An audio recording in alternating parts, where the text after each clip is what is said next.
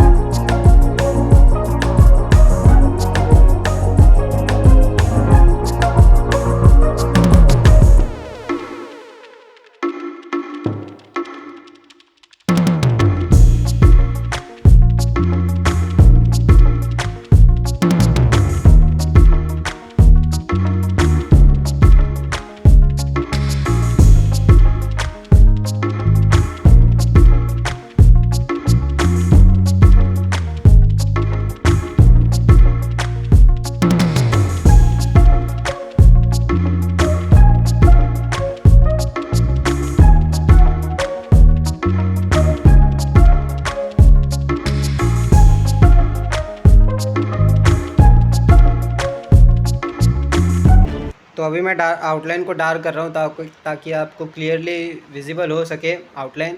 तो इस वीडियो में इतना ही। इसका सेकंड पार्ट में मैं इसकी फेस शेडिंग कंप्लीट कर दूंगा। उसके बाद थर्ड फोर्थ पार्ट में, कम से कम 4 पार्ट में ये जाके क्लियर होगा। तो वीडियो अच्छी लगी हो तो लाइक करना, चैनल पर नए हो तो सब्सक्राइब करना, क्योंकि इस चैनल पर आपको इससे रिलेटेड, स्केच से रिलेटेड ऐसी नई वीडियो मिलती रहेंगी। चलिए मिलते हैं नेक्स्ट वीडियो में। बाय।